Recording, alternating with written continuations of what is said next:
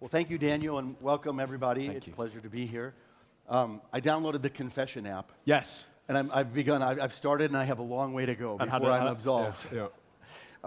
I thought we would start off, if it's okay with you, with a quick vote, Sure. just to take the temperature of the audience. So let me ask you a quick question, una encuesta pequeña. Let's start going out to 25 to 50 years. How many people here believe that probably it's reasonable that we're in a situation where humans are not working? Raise your hand. 25 to 50 years, humans not working. You have to raise your hand. It's the name of your book. Okay, so not too many people. So we have a mission to convince. What about just in the next 5 to 10 years? How many of you see major structural or frictional shifts in the nature of work and a major change in the way our labor markets are organized? Raise your hand. Very good. And this is where I am. I don't think the challenge for now is that soon we're all going to wake up and find ourselves out of work, that the robots have taken all the jobs. That's very unlikely to happen. What I worry about is this frictional problem, which is there is work for people to do, but that work looks very different or is generated in very different places from where work has traditionally, from what work traditionally looks like, and that's a big challenge. And I think that that's very interesting for this group because this is a conference about education, and we need to understand what are the skills of the near future that are needed in work so that we can educate students to be there. So let's talk a little bit about that. So you have this idea of that there's two ways that technology acts. One is substitution for jobs, and the other is complementarity. Yeah. So I'm curious. I mean, there's a lot of talk about which jobs are going to be lost. Yeah. I think there's less talk in the press and in articles about what we're doing. What are we going to be doing as humans in the near future? Yeah. I mean, where's our place if the routine menial tasks are heavily automated? I think one of the things that gets in the way of thinking clearly about the future of work is the way in which we talk about jobs. And I've done it already today as well. We talk about lawyers and doctors and teachers and accountants and so on, but actually the term jobs is really unhelpful because it makes us think that the work that people do is a kind of monolithic, indivisible lump of stuff. When actually, if you look closely at any job, what you see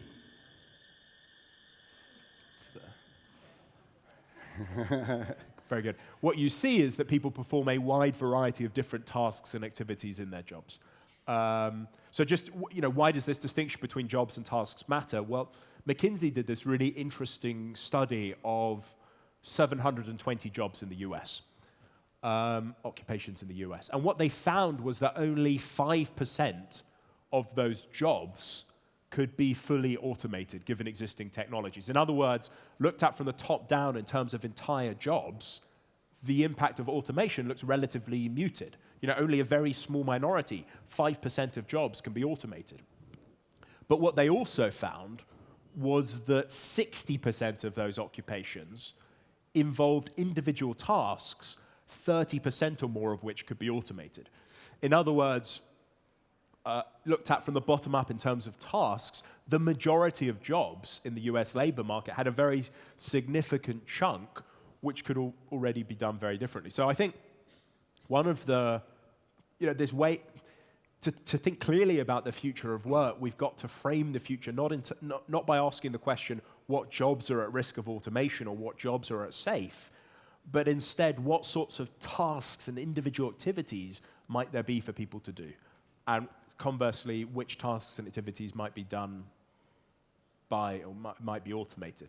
And in my view, just simplifying, there are two sets of tasks here. There are those where human beings can effectively compete with these technologies, and there are those that involve human beings building these technologies. And as I said, that might sound relatively straightforward, but I think if you look at what we do in practice, often it's neither of these things. So just very quickly, think about what, if you're an aspiring lawyer, for instance, you join the legal profession, what does the first 5 to 10 years of being a lawyer look like? It's document review, it's document assembly, it's document retrieval. These are precisely the sorts of routine activities, tasks that these technologies are already very good at doing. But people talk about, I mean, to drill a little bit on the Yeah. idea of what's left and what are those Yeah. extra tasks that we're doing. I mean, people talk a lot about the social tasks, Yeah. the interactive tasks. But I mean, to take your example of law, Yeah. so there's the more menial, routine part of reading and analyzing documents. But then there's the negotiation part. Sure. So why can't my bot negotiate with your bot? Yeah. I give it parameters, you give yours parameters, and we wait till the bots find an agreement or don't, Yeah. and then come back for reparameterization. I mean, if that happens, and that seems quite feasible, at least to me, Yeah, and I think there are people that's exploring gone sort too. of, yeah, And well, that's the human part, right? yeah. Well, I mean, what I'm about to say is in no way meant to suggest that human empathy and human interaction is not important. I think it is incredibly important, but I think in thinking about automation, it's sometimes overstated as a sort of as a bottleneck on automation, as a constraint on automation. So let me give you an example of what I mean. I was once talking to a group of accountants, and a particularly boisterous accountant stood up in the room and said, "Look, Daniel, you don't understand. My clients come to me because they want the personal touch. You know, they want the empathetic interaction. They want me to look them in their eye." And I said, that actually, no, that isn't why your clients come to you. They come to you because they want their taxes done efficiently and effectively, and if they can find a more affordable way of doing it that maybe doesn't involve you, they might choose that instead. So the point here is that there is often, and I think this is particularly true in the world of white-collar work, a tendency to conflate the traditional way in which we might have solved a problem, namely human interaction, with the problem itself. And in this case, it's filing your taxes effectively. Now, that's not to say there aren't areas of working life where the thing that we really value, the outcome that matters, is the empathetic interaction. So if I think of something like end-of-life care, for instance, having a human being sitting by your bed is the thing that you value. That's the outcome you want to achieve. Although even there's some recent research, at least early research, that it's done that shows that actually elderly people rated technological care higher than humans in a particular and so I think context. I think again, some of our assumptions about what the limits to these technologies might be are going to turn out to be misplaced. And I've got lots of stories that I can tell about those sorts of. But I do think there are some areas where there is going to be a sort of irreducible. I think the kind of bigger point here, though, is that I think a lot of the barriers to automation are going to turn out not to be technical ones in the sense of what can and cannot be automated, but they're going to be more sort of cultural, more moral. They're going to be around not what can and cannot be automated, but what should and should not be automated. And you already see this today. We've got technologies that can do remarkable things, but we don't use them because we think it's inappropriate from a kind of cultural or a deeper moral point of view. So again, think of the legal setting. In the US, there are systems that are used to help inform parole decisions in the US justice system. We might think that's fine, but how would we feel about a similar system being used to make life sentencing decisions? We'd probably feel less comfortable about that, even though such systems perhaps exist. Or think about the medical setting. I mentioned systems that can make medical diagnoses, and we might feel comfortable using one of those systems, but how would we feel about systems making decisions to turn off life support systems in a hospital, even though it might be able to make a more efficient decision about the allocation of finite hospital beds, which they can probably already do. Again, the barriers there aren't so much technical, they're more moral, cultural, social. And I think those are the things that are going to really determine where these technologies are adopted and where they're not. But the job market you describe, and I'm thinking about it now, is very small, actually, right? I mean, these kind of very human, empathetic decision situations is not a giant labor market, which does take us towards the larger, the longer out future that you've described of no or much less work for people, right? Yeah, well, there's two questions here. One is, can we identify tasks and activities that these technologies cannot do or should not do? Or I suppose there's can we identify tasks that these technologies cannot do from a technical point of view?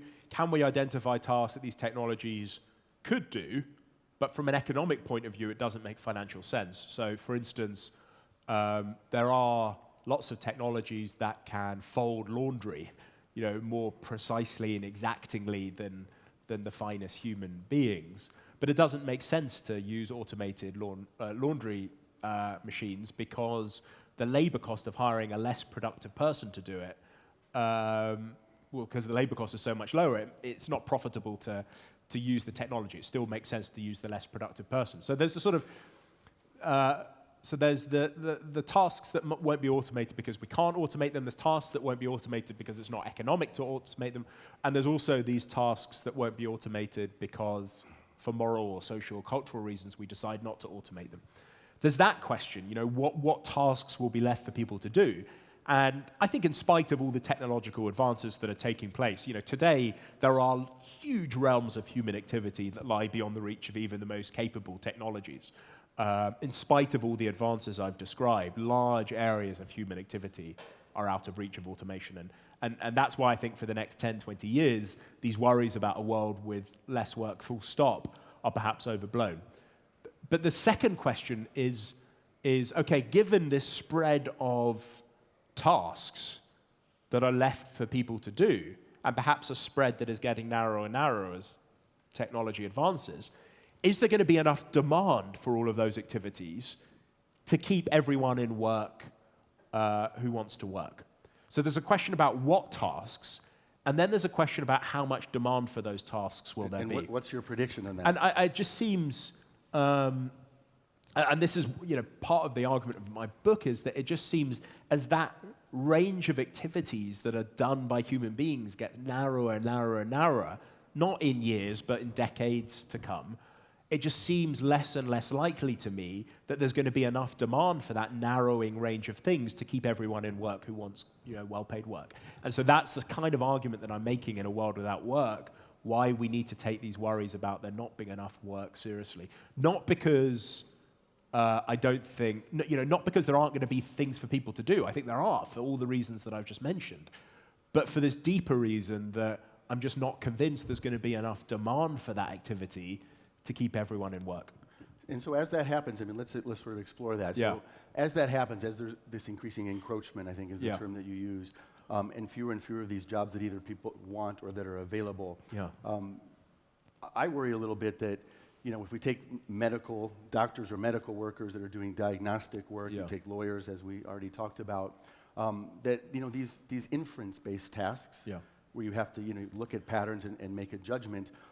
I think it's pretty clear that machines are going to do that better. They have access to larger data sets and so forth. So, we may end up with people protesting on the streets who don't have jobs. Doctors, lawyers, designers that have been automated out of their work.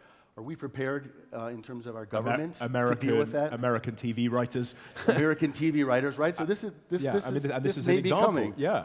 But I wonder, I worry, and I would like to know your opinion. Are we prepared in terms of our government for what we're going to do when those people are out of work? I don't think we're prepared. Are we taking it seriously? I don't think we're prepared in a variety of for a variety of reasons.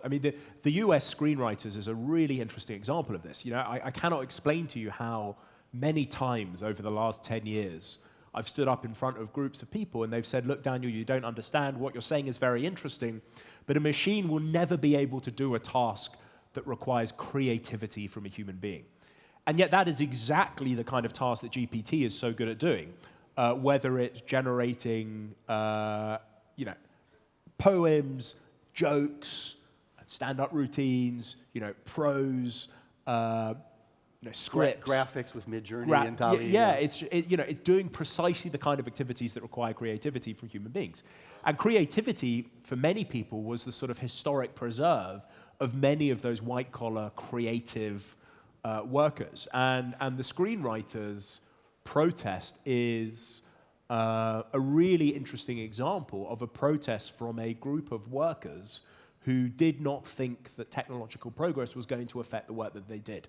And I think many, and I say we're not ready for it in the sense that intellectually I don't think we've quite grappled with the arguments about whether or not we ought to or ought not to be on the side of those writers. I think it's actually far more complex than some of the contemporary discussions present it present it as. So in this world where the screenwriters Yeah. and all the other groups that we've talked about need to be retrained, let's think about it from an educational standpoint. Yes. I mean, what are the skills we in higher education should be focusing on? And I'll give you an example. I mean, we're Yeah. spending, at IU Business School, we're spending a lot of time on what we call impact skills. Yes. So these are thinking skills, critical thinking, creative thinking, behavioral skills, working with each other, Yeah. and digital skills Yeah. in our case. So are we making a good bet on that? I mean, what should be the skills that we need to give to the next generation so that they're not the people in the street out of work? Yeah. So I think there's a few things to say on this. I mean, one is, the starting point is to not be encouraging students to cut their teeth on routine activities. And it sounds like that's not what you're trying to do, but it is remarkable how often that is what our educational institutions are set up to encourage people to do. I think what you're describing seems broadly right. In that category of compete that I described before, what do I have in mind? I have in mind activities that require communication, interpersonal skills still. I have in mind activities that require faculties like creativity and judgment. Even still, there are very impressive technologies, but they're some way from doing everything. And then you talk about digital skills, and that's very interesting, and that's what I have in mind with Build. I suppose when I talk about Build, what I don't mean there is the sort of this narrow idea that what we ought to do is just teach everyone to code. In part, that's silly because one of the things these technologies are very good at doing is actually coding, yeah, writing code. yeah, But also because there's a kind of broader way of thinking about digital skills, which, one way to think about it is when I learned to speak French. One of the reasons I learned French was to be able to speak with other French people in that kind of narrow sense, to learn the language. Didn't do a good job of it, but that was one of the purposes. But the other aspect of it was to learn more broadly about France, about the literature, about the people, about the history, about the culture. There was a kind of broader sense of what it meant to learn a language. And I think there's something analogous in thinking about coding and computer science, that it's not simply the narrow activity of learning the language, in part because these technologies are all very good, in part because the language is changing all the time, but also because there is a way of thinking about the world if you're a kind of programmer, a way of thinking about problems and how to solve them and how to structure the environment that I think is very useful to know, even if you don't speak the language particularly well. So that's the sort of thing that I have in mind there. I think that the thing I'd say as well is that just thinking about what we teach isn't enough. We've also got to think about the how and the when. And I didn't get to say too much on those. Maybe I could just say something. I personally would love to hear Yeah. it as a dean of a business school, so please. Yeah, I mean, just one thing that gets me very excited in thinking about the how is personalized learning. So I was a fellow at Oxford for 5 or 6 years, so I spent a lot of time in a tutorial setting with 1, 2, 3 students and myself. And it's one of the few very robust results we have from education research that one-to-one tuition is incredibly effective. An average student who receives one-to-one tuition will tend to outperform, I think it's about 98% of students in a traditional classroom setting. So it's incredibly effective. But it's also incredibly expensive. We cannot provide that sort of interactive human-to-human experience at scale. That's why it's called the 2 sigma problem. 2 sigma because an average student will tend to outperform 2 sigma, 2 standard deviations of average students in a traditional classroom setting. A problem because it's not affordable. 2 sigma problem. Personalized learning, software that tries to tailor what is taught, how it's taught, the way in which it's taught, all the different dimensions of the educational experience to the particular demands and needs, the strengths and weaknesses of the individual student, is extremely exciting because it promises to replicate that kind of one-to-one human interaction, but to do it at a far lower cost. And so in the kind of subjects that I've historically taught, things like mathematics, things like economics, where there are answers which are relatively well defined, these sorts of technologies are really exciting. So I think there's a lot of experimentation and piloting to be done in thinking about what we teach. I don't think we have enough of that. And then there's the when as well. And the last question, because we're almost out of time, is, so I'm dying to know, so do you see technology replacing at all, in some cases, the professor in the classroom, or do you see technology complementary and taking away the routine, menial aspects of it and freeing the professor to do more human things? I think at the moment it is complementary. It's a combination of both. You know, I can see certain activities that I would have done 10 years ago that I don't do anymore because technology can do them more efficiently, more effectively. You know, there are certain types of, if I was to redesign a course in mathematics for economists, that was one of the courses I taught for first year undergraduates. There's a lot of that material that I wouldn't teach myself. I'd instead rely on online material from someone like Salman Khan at Khan Academy, who just does a terrific job of teaching some of the more routine aspects of mathematics, and then I'd be able to focus on other stuff. I think that what really worries me is that many teachers, professors, academics see these technologies as they currently stand as a threat. And so the kind of instinctive reaction that we saw from a lot of educational institutions to ban GPT, for instance, is sort of indicative of that fear, and I think that's a great mistake. We should be asking instead, how can we use these technologies to improve the educational experience rather than see them as a threat? I think we are out of time, but you've given us a lot to think about, especially me in my case, and I hope everybody else as well. So please join me in a thank you to Daniel. Thank you very much. Thank you.